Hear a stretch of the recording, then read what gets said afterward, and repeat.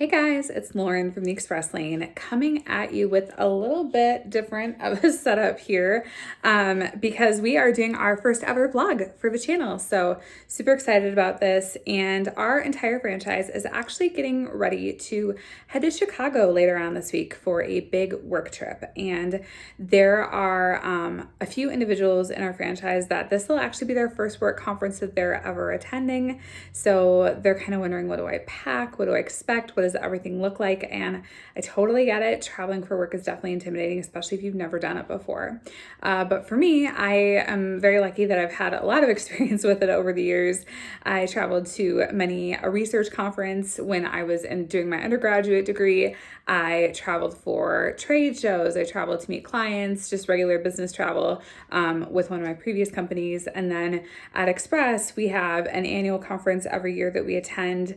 And then there's also other leadership conferences and things like that that Express puts on too. So I've been fortunate to do a lot of traveling for work, and I definitely think I've picked up a few tips along the way that hopefully will be very helpful to you. So in this video, I'm just going to cover some of the favorite products that I use, kind of my method to my packing madness, if you will. But then also some of the differences between flying versus driving for work travel, because I've done both. So yeah, we're gonna go ahead and hop on into it. All right, so I've just got everything laid out on my couch here. And this is usually a pretty typical setup for me, whether I'm traveling for work or whether I am traveling for personal vacation as well.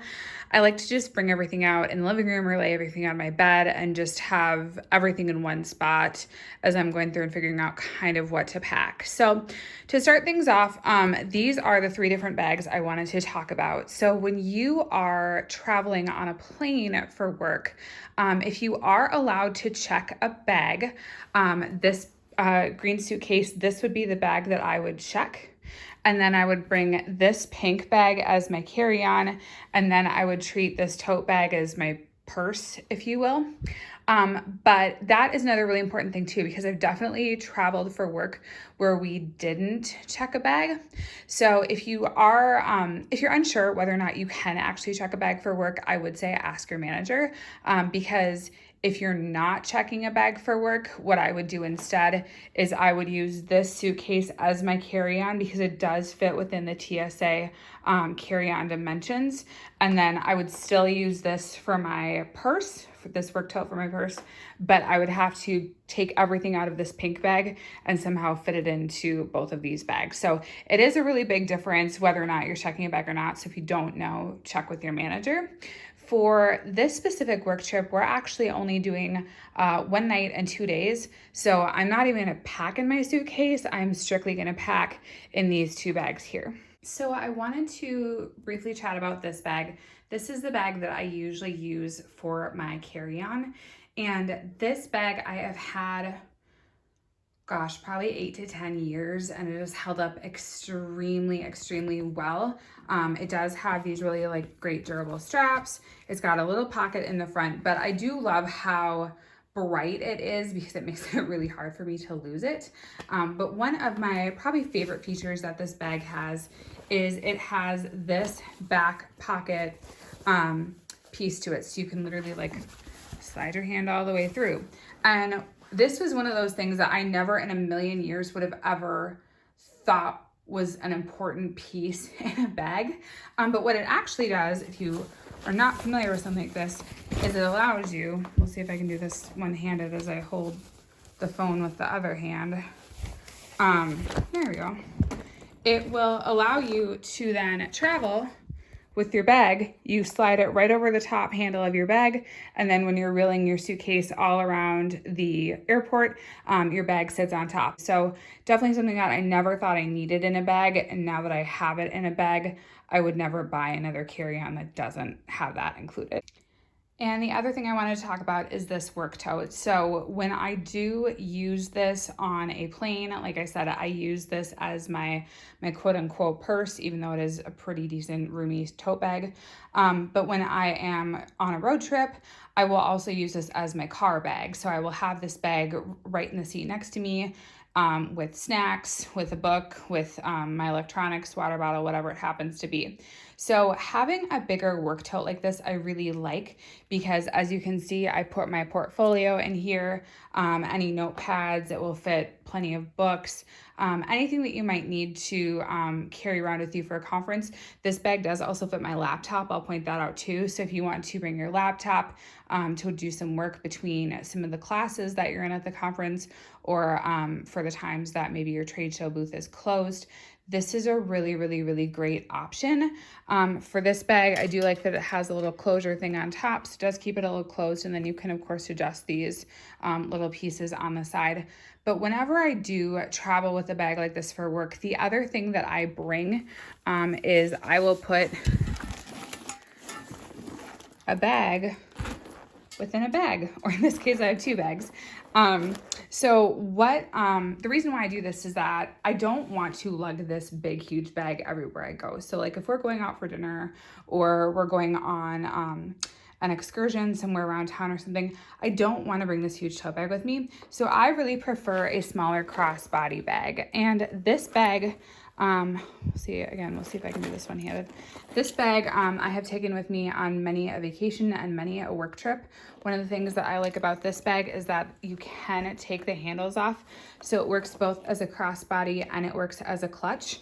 And then this is a newer bag that I got in. I do like that it matches this one. But with this one, it actually has two different straps. So it comes with a more casual kind of camera strap, and then it also comes with a chain as well.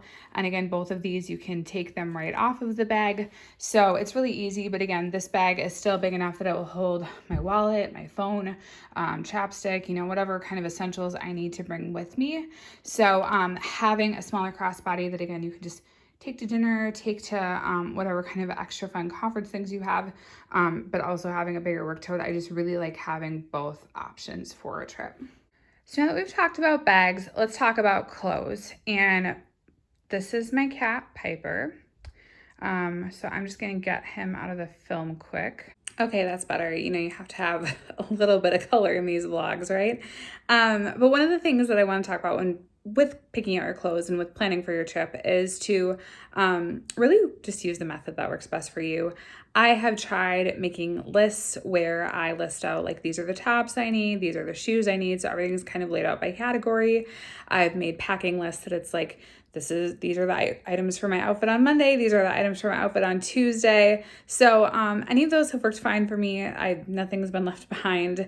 One of the tips that I will say that I did with the last vacation I went on, because we were gone for quite a few days, I did take pictures of each of the outfits that I was going to wear, because that really helped me be like, oh my gosh, I've got so much stuff in my suitcase, and I could figure out, oh, I need this for this day and this for this day. So that did help out quite a bit, but it really is whatever works best for you. So let's start with the travel outfit. Now, a lot of people that I have seen, even for business travel, they go very, very, very casual for their travel attire. And that's just not how I roll. And the reason why I say that is because I have been to work conferences where I have randomly had a client be on the same plane as me.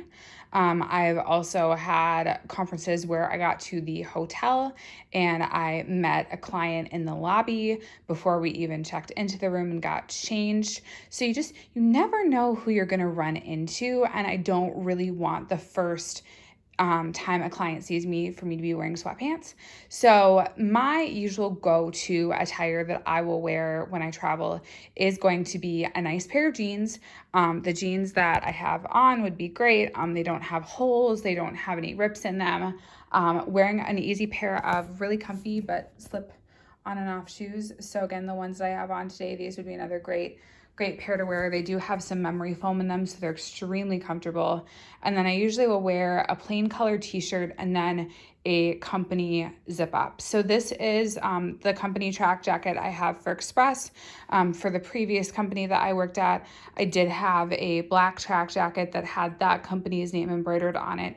So these are usually the looks that I would go for.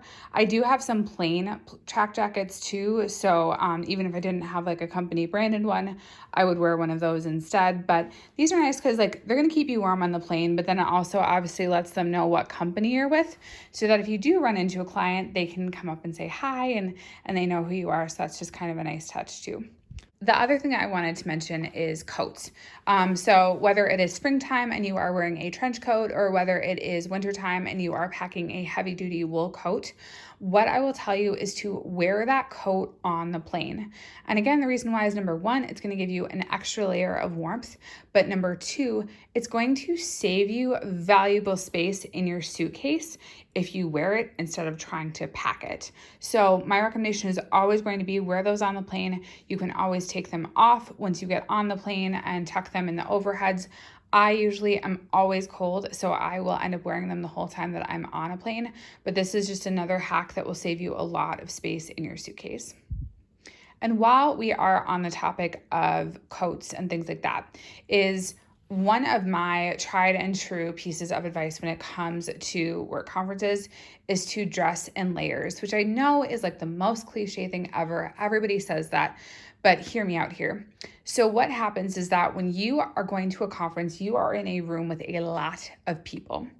And when you have a lot of people in a room, it gets very warm very quickly. So if you are at a conference center, it is a very good chance that they are going to keep the temperature down a little bit to help avoid having a stuffy room that is sticky and just really hot.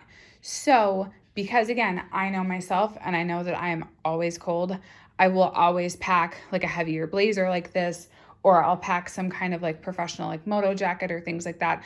I always have another layer on over, whether it happens to be a dress or whether it's a sweater and a nice pair of dress pants, whatever it happens to be, I will always have another layer on over the top of it. My next couple of tips have to do with avoiding wrinkles. And there's a couple different ways that you can do this. So number one would be rolling your clothes. So if you roll your clothes in your suitcase, it is going to help make sure that your clothes have fewer wrinkles in them. So I would definitely recommend that as a trick. But another trick would actually be to look at the type of fabric that you're buying for your clothing. And this dress, it is a thicker material, so not only is it going to keep you warmer, but it's one of those dresses that like even if you bunch it up, it's not going to wrinkle. It's just going to come right out and be good as new. And these are the kind of dresses that when I was traveling a lot for work, I had multiples of these, because what would happen is we would get off of the plane, I would immediately, change in the bathroom, and then we would go meet a client. So I had to have something that was literally ready to go the second I got off the plane. And this number one was that item, is to just have a dress that comes in a fabric that doesn't wrinkle no matter what you do. But what I can tell you is sometimes wrinkles are just unavoidable and you have to do something about that. But when you are doing business travel, when you are meeting clients, when you have conferences, everything is so busy. You don't have 15 minutes, 20 minutes to iron a shirt or iron a dress so that it's looking professional to meet clients. So one of the products that I have been using for years and years and years is the Downy Wrinkle Release. So they do have this in a travel pack. You can see it is 3 fluid ounces, so you can take this on the airplane. It is TSA approved. I have a big one of these at home. I have a full size one of these in the office. I'm clearly a fan of this product, but this product, what it is, you just spray it onto your clothing, and you just, after you spray that, you just give the clothing a little bit of a tug, and it will help get those wrinkles out. The other thing that it will do is if you were to spray this on a dress and then hang it in the bathroom and let the steam from the shower, will also help get some of those wrinkles out too. So you do have a few alternatives besides ironing if you do end up having some wrinkles in your clothes. And for me, yes, I know this takes up a good size of my TSA approved bag, but to me, this is 100% worth it when it comes to travel. And then my last clothing tip that I have for you is to always bring either an extra outfit or to bring an extra top. So in this case, I would pack this sweater. It is just, let me get it laid out here. It is just a basic turtleneck sweater. It is just a light professional cable knit. And the reason why I would pack something like this is Obviously, when I'm at the conference, I'm going to be wearing a blazer and heels. I'm going to be wearing a nice dress and heels. But once the conference is done and dinner is done or an awards banquet is done, there's a very good chance that you will still be socializing with your coworkers. So I will say that whenever you go to a work conference, do not plan to go to bed before 10 o'clock. It never happens. We're usually up until about midnight. And a lot of times you do end up going down to the hotel restaurant or the hotel bar to, again, socialize with coworkers, maybe have a drink if you're of age. And it is nice to be able to change into something more casual for that. So for this specific outfit, I would probably wear the jeans I have on as well as the shoes I have on. And again, I would have worn these for my travel attire. And then I would pair it with a sweater like this because it's still going to be really soft and cozy. You're still going to look professional. And you're not just wearing like a t-shirt and sweats down to a lobby, that there might also be people down in the lobby with their suits still on. So you still want to look somewhat professional. So definitely don't just think about it in terms of like, I just need the outfits for the conference, pajamas, and travel. Also be throwing in a few separate items like this as well. So wrapping up for the outfit portion, let's talk shoes. Now, if you are most comfortable in flats and you don't want to wear a heel at all, I totally understand. There are a lot of really sharp flat options. I have a couple pairs of Tory Burch flats that are super professional. So there's a lot of really just nice options out there. There are also a lot of options that have a really low wedge on them. Those would give you a little bit of height. While still being really, really, really easy to walk in. But I do prefer heels. As you can see by the footpads on these are well loved. These have been to many a conference. And the reason why I like both of these compared to something like this, I do love these shoes very much. But the reason why I will be more likely to take these to a conference is, number one, this piece down here is going to have a little bit of give as your feet swell over the day, because you will be on your feet all day long. I cannot emphasize that enough. Even if you are staying in the same hotel that you're staying in at the conference, even if they're connected, you're still going to be walking every morning from your hotel room over to the conference area. You're going to be walking all day between classes. And again, you're still going to have awards banquets that night, or you're going to go out to meet with clients that night. Like, you will be wearing these shoes for at least 12 hours, if not more than that, every single day. So you want to make sure that they're ones that are comfy, because your feet are going to swell during the day with that much walking. So having a strap like this that is going to move with you, and then also having straps like these, which are adjustable based on how you need them, are really fantastic. Now, another reason why I will always choose these over these when it comes to a work conference is also the fact that these have a stiletto heel on them. Like, they're not really that tall. I think they're only like 3 inches. But this type of heel just makes it so much harder to walk in. And there's so much more balance required with all these, even though you do have all these straps very much holding your foot in. So instead, again, I would recommend something like this. And the reason why is that these are a block heel. So the fact that the heel is going to be this thick, it's going to make it so much easier for you to walk in, when in actuality, it's kind of funny. If you look at these side by side, the heel height is pretty close to the same. It's not really that much of a difference, maybe an inch difference total, but it is like night and day walking in a shoe like this versus walking in a shoe like that. So that's why I would recommend something like this. And then I, of course, have these in a nude as well as in a black.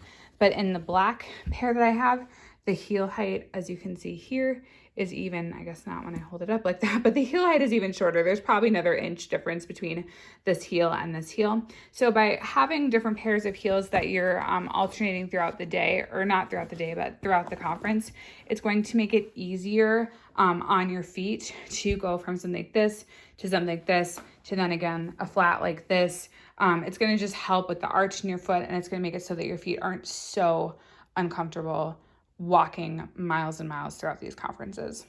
And as long as we are talking about shoes, I want to call the ladies out, because we've all made this mistake. We've all been there. We've all done this. We've all gone shopping before a conference and we've been like, oh my gosh, I have these brand new shoes that are super cute that I want to wear to the conference. And we don't break them in before we actually go to the conference. And what happens when you don't do that? Again, I speak from many experiences of doing this. You get blisters. So what of the products that I have figured out over the years that I absolutely love are these blister Band-Aids that come from the Band-Aid brand. I'm sure they sell these off-brand too, but I just buy the Band-Aid brands. Let me see if I can open, I probably can't do this one-handed, but I'll meet you back here in just a second. Let me open it up quick. Okay, so just got it opened up here, and these are so nice. This is what they look like. So they have extra padding here in the middle that will actually help heal the blister, and then the outer part here will very much mesh in with your skin tone. So I have worn these. I think I wore these under this. Yeah, it fits right about under the strap. The first conference I wore those at. These have saved my feet on so many occasions because you can wear them after you get the blister, and you can again like hide them underneath your shoe where you won't even be able to see them, and that will allow you to continue wearing those shoes during the conference even though you have this blister. But even too, if on the first day you wear them and you do have a spot where your shoe has kind of rubbed and it's not a blister yet, but it probably will be if you wear the same pair of shoes tomorrow, put these on as a preventative measure, and then you'll still be able to wear the shoes the next day, but this will just protect that blister from actually fully developing, which I know is kind of gross to talk about on a professional channel. But again, let's be real, with how much you're walking at these work conferences, I would not ever go to a work conference without one of these. So let's talk jewelry, makeup, and skincare quick. So one of the recommendations I would have is that when you are, whether you are driving or whether you're flying, you are changing altitude. And when you are traveling, even getting to your final destination, you might be at a new altitude that you're not as familiar with, so that your body and especially your skin is going to react to that. Traveling is very hard on your skin. The other thing too is that the makeup that you wear, again, you're putting your makeup on at like 6 o'clock in the morning, and you're probably not going to take it off until at least 10 o'clock at night, if not more than that. So when it comes to protecting the skin that you're in and taking good care of it, my first recommendation is going to be a really heavy duty night cream. Now, this is one example. This is just what I have in my cupboard right now, but any kind of like heavier duty, even daytime moisturizer, just something that has a nice thick cream that's going to help hydrate your skin, give it that moisture back. That is what I would recommend bringing for sure. Another thing that I would recommend bringing for your skin is going to be a setting spray.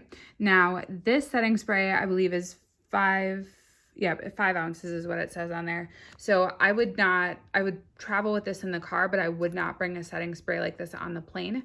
Instead, here's a nice tiny little baby size. This was a sample one of this. And what is really great about setting sprays is that it says right on the package that you can use it for a primer. You can also use it to set your makeup. But one of the things on the back too that it also says is that you can help prevent skin hydration throughout the day by spraying anytime, anywhere to refresh your face. So I really love this stuff because again, it can replace your primer. It will help you also set your makeup, but then the last thing that it will do is it will help refresh your makeup and refresh your skin. So I usually use a setting spray, obviously in the morning when I'm putting my makeup on, but I also use it around dinner time. So like right before we go down to dinner, because obviously I know that, okay, if we're having dinner at 5 or we're having a client dinner at 7 and then we're, socializing after that, I know that it's probably going to be another 6 to 8 hours after that I need my makeup to last. So bringing something like a setting spray is really going to help. Again, a setting spray is just something like that pocket on my carry-on that I never ever knew that I needed until I started using it for travel, and now I would not travel without it. And when it comes to traveling on a plane, obviously you have to keep in mind of these TSA requirements that all of your liquids need to fit into a clear bag. That's another thing to note is that if you're checking a bag, you can bring whatever size liquids you want. But if you are bringing in a carry-on bag, again, it does have to fit within this little clear travel bag, and all of your liquids need to be 3 ounces or less. So if you know for sure that you are going to be packing in a carry-on bag, check the TSA website. I can leave that linked in the description box below, and make sure that you are adhering to that, because I've never had to do it. I would dread the day that I would ever have to do it, of being in the TSA airport where either you have to throw your products away or you have to make a bunch of changes in your suitcase. Like, you just don't want to be that person. So don't be that person. So a couple of ways to save space when it comes to your liquids. Number one is if you are a perfume person like me, which I do really like a good perfume, I will buy the roller ball. So the roller ball, I think this is, see if we'll get it. Yeah, 0.34 fluid ounces. So this is definitely something that we could take with us. Another thing that I really like too is I'll get like the little sample perfumes. I think this is a Hermes one. Little sample perfumes. These are fun. And then you get to like try out new scents on the trip. So sometimes I'll pack a couple of those too. Those will fit right into that bag. But then one of the other things too is I will consider making liquid swaps. So if I am concerned about how much room I have in this bag, I will swap my liquid foundation for a powder foundation, or I will swap my liquid wow, can't even say that word, liquid lipstick for just a tube of lipstick, because again, these I would be able to pack in my carry-on. These would have to go in that liquid approved TSA bag that we talked about. And of course, you're already leaving room for your tiny wrinkle release in here. So you need to pack accordingly with what else you can fit in there. Your toothpaste is also going to have to go in here. Any like shower gel or shampoo or anything like that, anything else that you bring, all this is going to have to fit in this clear TSA bag. So you need to be very strategic about the amount of liquids that you bring with you. One of the other things that I wanted to mention too, it isn't makeup related, but it is jewelry related. And that is to consider a jewelry organizer. And this is one that I got in 8th grade. I think I got it as a gift from someone. I don't know who it was, but it is a little jewelry organizer. And obviously that was like 20 years ago. So I'm like, maybe we're back on trend, but also like maybe I should just invest in a new one. But one of the nice things about a jewelry organizer is that it will obviously organize your jewelry, but it will keep everything safe and it will keep it all in one place. So this one has a little mirror that comes with it. You can stack rings in here, and there are all kinds of different ones you can buy. Some have necklace organizers, but my recommendation when it comes to jewelry for a work conference is to just keep it very classic. So obviously I'm always going to wear my wedding ring whenever I go to a conference, but this is just a simple gold bracelet. That is something very classic. I've got a pair of simple gold hoops in here. We've got, let's see if I can get this out, just a basic pair of pearl studs. And then I also have tucked way in the corner here, I have a pair of diamond studs. So any of those items, I'll just show you one there. So any of these items would be great because they're all very classic jewelry pieces, which means that they will go with any of the outfits that you pack. So, I mean, if you want to just wear your wedding ring and wear your diamond studs or wear your gold hoops for the whole trip, obviously you can avoid bringing a jewelry organizer like this. But if you do want to bring multiple necklaces or multiple pairs of earrings or things like that, a jewelry organizer is a really great way to go. I actually just bought my mom one for Mother's Day that has the necklace organizer and things like that in it. And this is nice too because it has that mirror. You can use it for makeup on the go or things like that too. You could throw this in your tote bag when you are going to the different conferences and things like that. So this is another thing that I've had it for almost 20 years. So it's just something that doesn't go out of style and that you'll always use when it comes to traveling and keeping all of your jewelry together. Now, my last category that I want to go into is really my miscellaneous category when it comes to travel. And you probably spotted this already in the TSA bag, but it is the trusty Tide to Go pen. Now, whether you are a Tide to Go pen gal or whether you are a Shout Wipe gal, whatever it happens to be, bring some sort of stain remover on your trip. I do not think I've had a single business trip that I have not used this on. And the reason why is that, number one, if you do get a stain on an outfit that you're planning to wear again on your trip, you're going to want to take care of that right away or make some outfit adjustments. But the other thing too is that if it is going to be a few days until you can get home and do laundry, you don't want that stain to stain in your clothes. So bringing a Tide to Go stick, Shout Wipe, whatever it happens to be, these are really going to save you, especially from spills, trips, all kinds of different things. So I, again, could not recommend something like this enough. And I 100% believe that this is worth taking up the space in your TSA bag to bring with you on the plane. For our last few miscellaneous items, I'll bring you inside my little tote bag here. So the first thing that I bring is either my portfolio. You probably recognize this from a previous video that we've done here, but I will also bring like a manila folder or something too, that's fine. It is old school again, but hear me out. One of the things that I do is I will print out all of the hotel confirmations. I will print out my plane ticket reservations. I will print out the conference agenda or my classes I signed up for and where they're located at the conference center. And the reason why is that when you have normally everything goes smoothly. Normally you have no tech issues. A lot of conferences have apps now that you can use to look up your agendas and things like that. But normally you don't run into any issues. But when you have traveled for business as much as I have, you have had those times where technology fails you a little bit and you go to check in for your flight on the app and that doesn't work. Or I remember specifically a vacation that my husband and I went on and we didn't have any cell service at all. We were clear up in northern Michigan, and we had to use the address off of the printed hotel reservation that I had printed out, and we had to stop at a gas station and get a map and use the road map to get us to our actual hotel. So there are times that it happens, and because of that, I do always just bring a paper copy of everything.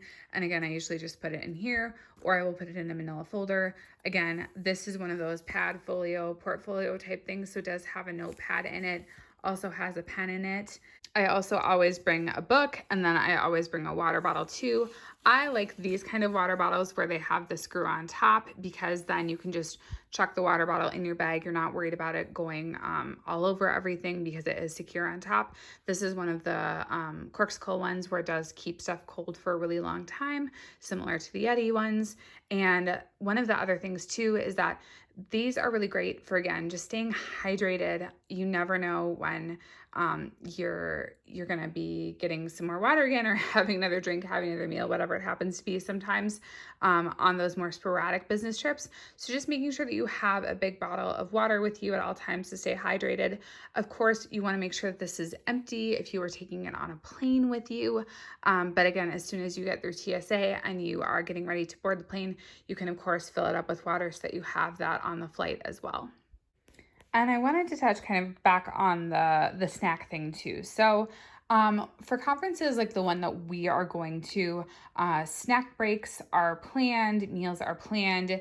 You're never worried about, okay, is it going to be, 8 hours till I eat again? So you don't really have to worry about that at work conferences. Now, when it comes to business travel, like if you're traveling to meet clients or things like that, those are the times where you don't always know at what point are we going to stop for a meal. Is it going to be 11 o'clock? Is it going to be 2 o'clock? Whatever it happens to be. So for those types of trips, I do like to be prepared. And the way that I like to be prepared is to have a snack with protein in it. So whether that is just a bag of nuts or cashews, whether that is a protein bar. So this one has a lot of fiber in it, and it has, what does it say, 20 grams of protein. So this is one. And then I know the Kind bars, they have whole grains. So these are really good for you too. Oats, millet, quinoa, all of these are really great things as well. So I really try to opt for bringing snacks with me that I can bring on the plane and that are going to be filled with protein to keep you fuller for longer until you do have that next big meal out. One of the other things I always bring are just extra pens. You usually do, yes, get pens at the conference, but they're, sometimes the pens break, sometimes they run out of ink. So it's just really good to have, an extra pen, a few extra pens I usually pack in my bag.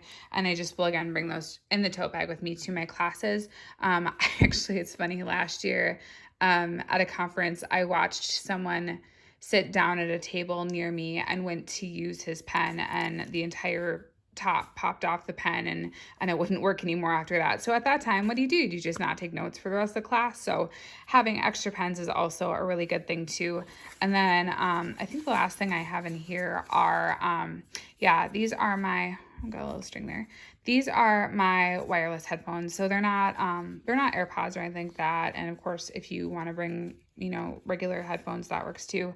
But I really love having these in the hotel room with me, because when I get ready at home in the morning, I usually listen to music. If I'm winding down at night, I might listen to a podcast or something like that. So it is really nice to have these with you, because then if you are up really early in the morning, you're not waking up the people in the room next door to you. You're not waking up your roommate who might be sleeping in the next bed. So it is really nice to travel with something like this as well. And then the other thing too is that this was a bag that we got at the conference last year. But having another bag like this, I would also treat this like a tech bag, where I would like just throw in my like charger for my phone. Maybe if I had an extra battery pack, obviously the charger for my wireless headphones, different things like that. I would throw all of that in, just having this little side bag too, because then I can take this, with my pens, my headphones, my snacks, my cords, whatever I need, throw this in the tote bag and just have that with me when I'm going to classes or things like that. I might also throw one of those blister band-aids in here, probably throw that Tide to Go pen in here, just to have a few extra things in the tote bag with me if I know that I'm not going back to my hotel room for like 10 hours. And just a couple of last minute things. This was just a tool that I wanted to share that I ended up buying. If you are one of those people that you use a curling iron or you use a flat iron, obviously, these things get hot. So, and what happens is that, unfortunately, this is one of the last things that you use before you check out of your hotel room. So one of the things that you can buy there, incredibly inexpensive, are just these silicone mats. So you can actually set the curling iron or the flat iron on it when you're using it. But then when you are done using it, if you have to check out even like 15 minutes later, you just will pop, if I can do this one-handed, maybe I can, maybe I can't. Yeah, you just pop that right in there, and then the silicone will protect the hot barrel from setting something on fire or scorching your clothes if you then go to put it in your suitcase. My last tip that I wanted to share with you guys is to just be thinking about what are the things that I forget most often. So when I was younger growing up, there were two things that I would always forget when we were going on a trip. The first thing, get a little glasses glare here. The first thing I would always forget is I would forget either my toothbrush or I would forget my hairbrush. And the reason why is those were always the last things that I did before I walked out the door when we left on our trip. So everything else would be packed, everything would be loaded up in the car, and my hairbrush or my toothbrush and my toothpaste would be sitting on the bathroom counter. And of course, I wouldn't remember that until we were like an hour down the road and it was too late and you just couldn't go back for it. So be aware of what are the things that you usually forget. And even before you leave, do like one more lap around your house. Just make sure there isn't anything else sitting out that you might have forgotten about. Well, that wraps it up for our first vlog, all about packing for your first conference. And if you found this video useful, let us know in the comments below. And we're happy to make more vlogs. We'll keep the vlogs coming if that's something that you guys want to see. So give this video a like, subscribe to our channel, let us know that yes, we want to see more vlogs, because we do, like I said, have another vlog headed your way later on this week. We are going to be vlogging when we're at the conference. So that is something that we are really excited to share with you guys. And you will get to see, hopefully if everything goes as planned, you'll get to see quite a few members of our team on the vlog, chatting about some of the things that they're learning at the conference. And one of the other things I would love to hear too in the comments below is if you have an upcoming work conference coming up. Where are you going? What are you doing? It's just really fun to hear what other people do for business travel as well. But again, thank you guys so much for watching. I really hope that, again, my years of packing mistakes will help you better prepare for your first work conference, for your first business travel. And we will see you back here later this week, because I also didn't mention that. We are doing 2 vlogs this week. So you're getting 2 videos this week, this packing vlog as well as the vlog from the conference.